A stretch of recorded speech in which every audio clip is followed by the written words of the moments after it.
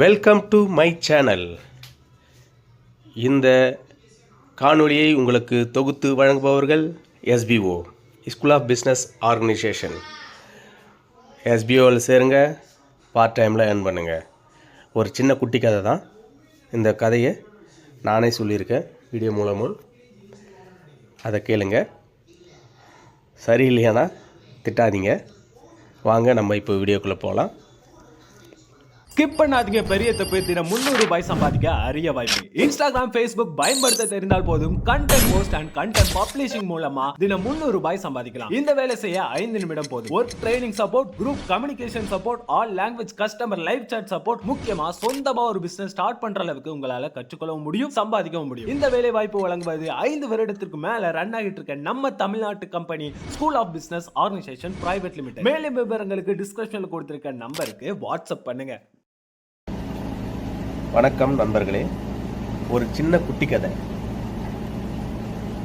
அதாவது இந்த காலகட்டத்தில் கஷ்டப்படுறாங்களே அப்படின்னு யாருக்கும் உதவக்கூடாது அப்படின்றதுக்கான ஒரு சின்ன எக்ஸாம்பிள் தான் இது. ஒரு பாலைவனத்தில் வந்து பார்த்திங்கன்னா ஒரு பெண்மணி நடந்து போயிட்டுருக்கா.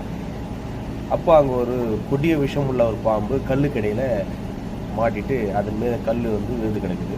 பாம்பின் மீது கல் இருக்குது. அந்த கல்லை எடுத்து அந்த பாம்பு வந்து உயிர் தப்பிடும்.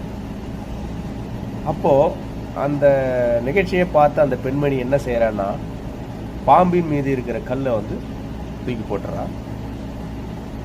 அந்த பாம்பு வந்து காப்பாற்றப்படுது. அந்த சமயத்தில் பாம்பு, நீ என்னை காப்பாற்றிட்ட, நான் உன்னை இப்போ கடிக்க போகிறேன், என் உடம்புல உள்ள என்னுடைய பற்களில் உள்ள விஷத்தை உன் உடம்புல செலுத்த போகிறேன் அப்படின்னு சொல்லி அந்த பெண்மணியை பார்த்து அந்த பாம்பு சொல்லுது. அப்போ அந்த பெண்மணி என்ன சொல்கிறான்னா, நான் உன்னை தான் காப்பாற்றினேன், உனக்கு நீ உயிருக்கு போராடிந்த உன்னை நான் உனக்கு காப்பாற்றினதுக்கு நீ எனக்கு செய்கிற இதுவா இது கைமாறா அப்படின்னு கேட்கும்போது, இல்லை அது என்னுடைய சுபாவம், நான் உன்னை கடிக்க தான் போகிறேன் அப்படின்னு சொல்லும்போது, சரி நீ என்னை கடிக்க தானே போகிற, வா நம்ம வழியில் யாராவது பார்த்து நடந்ததை சொல்லுவோம், அவங்க நியாயத்தை சொல்லிட்டோம், அது சரியான முறையில் நீ சொன்னது சரியானாலும் சரி, இல்லை எனக்கு சாதகமாக பதில் வந்தாலும் சரி, உனக்கு சாதகமாக பதில் வந்தாலும் சரி, நான் ஏற்றுக்கிறேன் அப்படின்னு சொல்லிட்டு அந்த பெண்மணியும் பாம்பும் போகிறாங்க. எதிர்க்க ஒரு யானை வருது. யானைக்கிட்ட நடந்ததெல்லாம் சொல்கிறாங்க. அப்போ யானைக்கு, இல்லை எனக்கு புரியல, எனக்கு புரிகிற மாதிரி எப்படின்னா, முதல்ல நீங்கள் எந்த நிலைமையில் இருந்தீங்களோ அதே மாதிரி எனக்கு செஞ்சு காட்டினாதான் நான் வந்து அதுக்கு சரியான ஒரு தீர்ப்பு சொல்ல முடியும் அப்படின்னு சொல்லும்போது, சரி ஓகே அப்படின்னு சொல்லி பாம்பும் சரின்னு சொல்லிச்சு. அந்த யானை என்ன செஞ்சதுன்னா, அந்த இடத்துக்கு போன பிறகு பாம்பு மீது கல் எடுத்து தள்ளி விட்டுச்சு. பாம்பும் பழையபடி கல்லுக்கு இடையில் சிக்கிச்சு.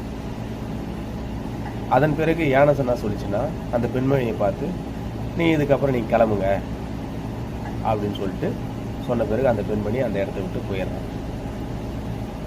அப்போது இதிலிருந்து என்ன தெரியுது, ஒருத்தர் கஷ்டப்படுறாங்க அப்படின்னு நம்ம வருத்தப்பட்டு ஒரு உதவி செஞ்சாலும் நமக்கு உபத்திரமாக தான் ஆகுது. இதுதான் வந்து இன்றைய உலக நியதி. சரிங்களா? இந்த நியதியில் சரியா தவறான்னு தெரியல. உதவி செஞ்சாலும் தப்பாக போகுது, உதவி செய்யலைனாலும் தப்பாக போகுது. அதனால் இது ஒரு சிறிய குட்டி கதை தான்.